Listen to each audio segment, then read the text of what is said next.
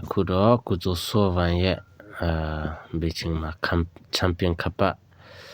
ကာကွယ်နိုင်ချင်းစီတယ်လဲဆိုတော့ကိုဒီနေ့လောက်စုံဆိုင်ရမှာဖြစ်ပါတယ် Well, like I said, man, I never pick and choose who my opponent is whoever UFC wants. So I want to fight what ဒီမှာသူပြောတာတော့မှာလဲမီဒီယာတစ်ခုမှာပေါ့နော်ပြီးခဲ့တဲ့ Saturday night မှာManel Cap နဲ့ Brandon 2ပြီးတော့အနိုင်ရတဲ့သူကိုခမရရဲ့မျက်နှာချင်းဆိုင်ရမဲ့သူထူရမဲ့သူဖိနိုင်ချင်းရှိတယ်အဲ့ဒါကိုခမရ blue mint လဲဆိုတာကိုသူကမေးတာပေါ့နော်ဒါမှကုဇောဆောဗန် blue ဖြစ်တယ်လဲဆိုတော့ကျွန်တော်ကဘသူထူမလဲဆိုတာကိုကျွန်တော်ကဘယ်တော့မှမရွေးခဲ့ဘူးပေါ့နော်မရွေးခဲ့ဘူးဘာပဲဖြစ် UFC ကပေးတဲ့သူကိုကျွန်တော်ထူရမှာပဲလို့ပြောခဲ့တာပေါ့နော် like I said, man, I never pick and choose who my opponent is whoever UFC wants. So I want to fight what in February.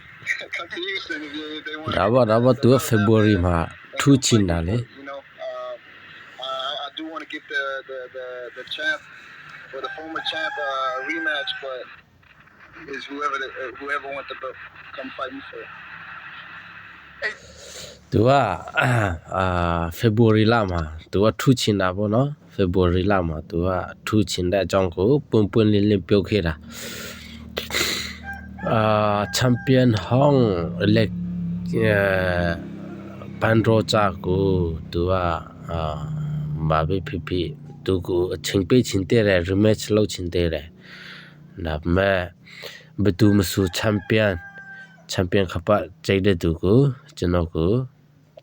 လာဖိုက်ပါလို့ပြောခဲ့တာပေါ့နော်အဲ့ဒါကိုကုဇိုဆောဗန်ကို February လမှာ champion ကပ်ကာကွယ်ဖို့အချိန်ပေးရမလားမပေးဘူးလားဆိုတာUFC ရဲ့ဥက္ကဋ္ဌကြီးပေါ့နော်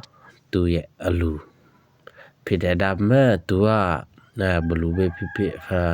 သူUFC တို့ရဲ့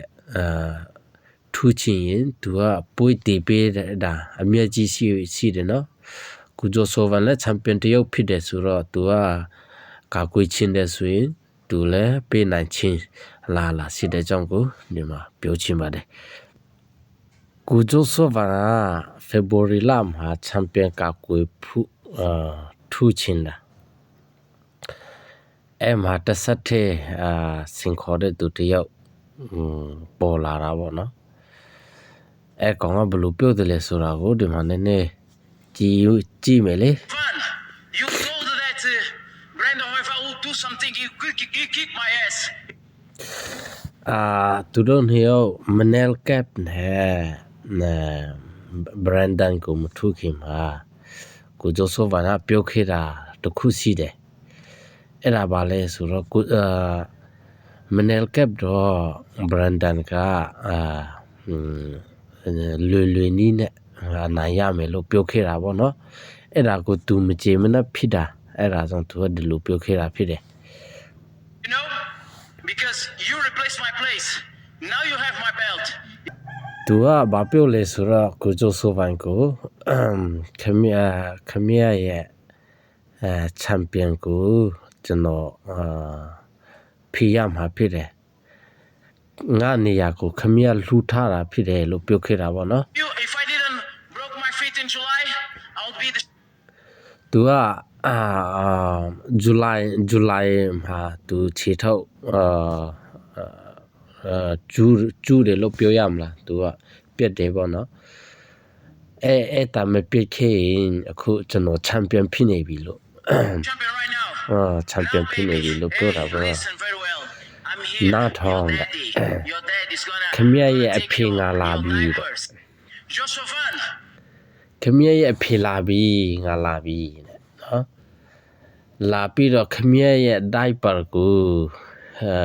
ငါချစ်ပေးမယ်လို့ပြောတာပေါ့နော်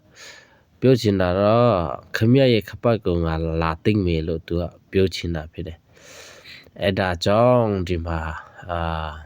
ငါပြောချင်တာ comment မှာလည်းရေးပါပေါ့နော်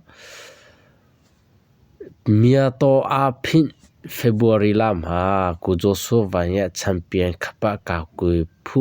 စီတယ်အဲ့မှာဒီကောင်မနယ်ကပ်ဆိုတဲ့ကောင်နဲ့တွေ့နိုင်ချင်းစီတဲ့ကြောင့်ကိုပြောချင်ပါတယ် You told her that ဒါကြောင့်ကိုဂျိုဆိုဗန်ရဲ့နိုင်ရမလားသူ့ရဲ့ခပတ်ကိုပြန်ရှုံးမလားဆိုတာကိုအားလုံးကို comment မှာပြန်ရေးချက်ဖို့ဒီကနေ့တောင်းဆိုပါတယ် subscribe လည်းလုပ်ပေးဖို့နောက်ဆိုရင်ဒီထက်ဒီလူကောင်လုပ်ပေးဖို့ကြိုးစားမယ်ပေါ့နော်အဲ့ဒါကိုဒီယူပြုပြီးတော့ subscribe လုပ်ပေးဖို့ဒီကနေ့အနုငယ်တောင်းဆိုချင်ပါတယ်